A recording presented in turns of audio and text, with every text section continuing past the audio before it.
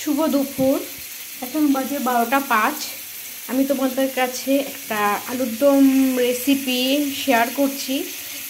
সোমবার তো আমার নিরামিষ, তাই আমি একটা নিরামিষ আলুর দম শেয়ার করছি। এখানে দেখো আলু ভাজা বসিয়ে দিয়েছি, আর এই যে মুগের ডাল দেখতে পাচ্ছ, এই মুগের ডালটাকে হালকা করে ভেজে দিচ্ছি। আর এখানে আছে আমার নিরামিষ মশলা যা হয়, আদা, জিরে, ধনে, লঙ্কা, তা একটু গরম মশলাও দিয়েছি। এই মশলাটা করে নিয়েছি আমি। আর এটাও আমি এই ডালটাকে হালকা করে ভেজে আমি একটু গুঁড়ো করে নেব। এই আলুর দমটা আমি এক অনুষ্ঠান বাড়িতে খেয়ে এসেছি, খুব ভালো লেগেছে, তাই আমি বাড়িতে একটু নিজে করে তোমাদের একটু শেয়ার করছি। তোমরাও করে খেও, ভালো লাগবে।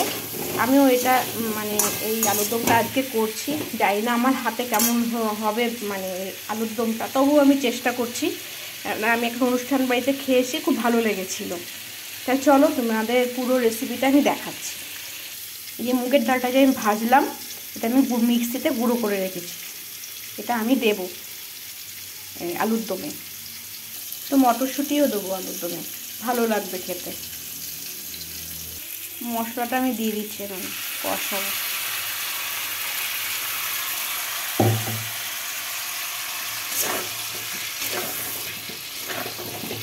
মশলাটা ভালো করে কষাতে হবে, কষিয়ে তারপরে মটরশুঁটিগুলো দিয়ে দিলাম। দেব পরিমাণ মতো লবণ, আর দেব হলুদ, আর দেবো ব্যালেন্স করার জন্য একটু চিনি। এগুলো দিয়ে ভালো করে কষাবো।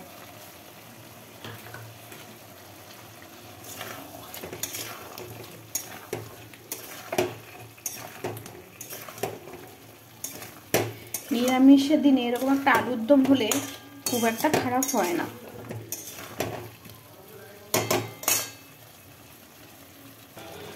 আলুর দমটা ভালো করে কষানো হচ্ছে।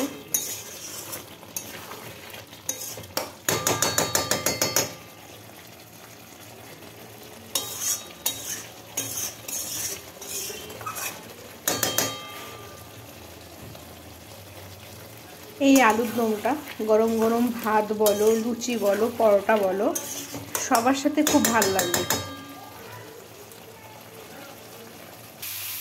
আমার কষানো হয়ে গেছে, আমি এবার জল দেবো।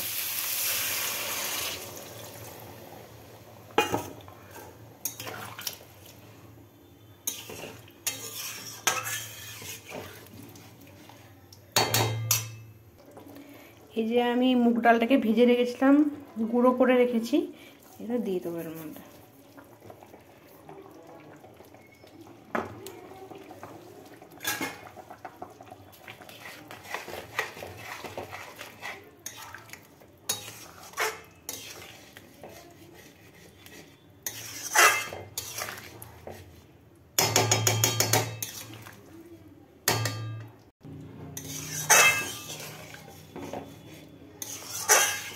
নামানোর আগে একটু ঘি দিয়ে দেবো, ঘি ছিটিয়ে দেবো।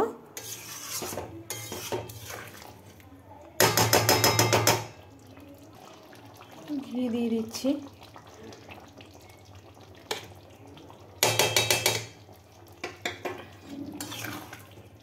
একটু ধনেপাতা ছিটে দিলেও ভালো লাগে, কিন্তু এখন যেহেতু আমার ঘরে ধনেপাতা নেই, তাই আমি দিতে পারছি না। ধনেপাতা দিলেও ভালো, শীতের সবজি তো ভালোই লাগে খেতে। হয়ে গেল আমার আলুর দমটা। তোমরা এভাবে করে খেও, খুব ভালো লাগবে। আলুর দমটা আমার হয়ে গেছে, এবার আমি নামাবো। একটু ঝোল ঝোল রাখলাম, টেনে যাবে, আলু তো, মুগের ডালও আছে, টেনে যাবে। একটু ঝোল টাইপের নামালাম, আমি গ্যাসটা বন্ধ করে দিলাম। বাটিতে নামিয়ে ফেললাম। খুব সুন্দর একটা গন্ধ বেরোচ্ছে মুগ ডাল ভাজা। তোমরা এইভাবে খেয়ে দেখো। লুচি বলো, পরোটা বলো, ফ্রাইড রাইস বলো, যাই বলো, গরম গরম খুব ভালো লাগবে।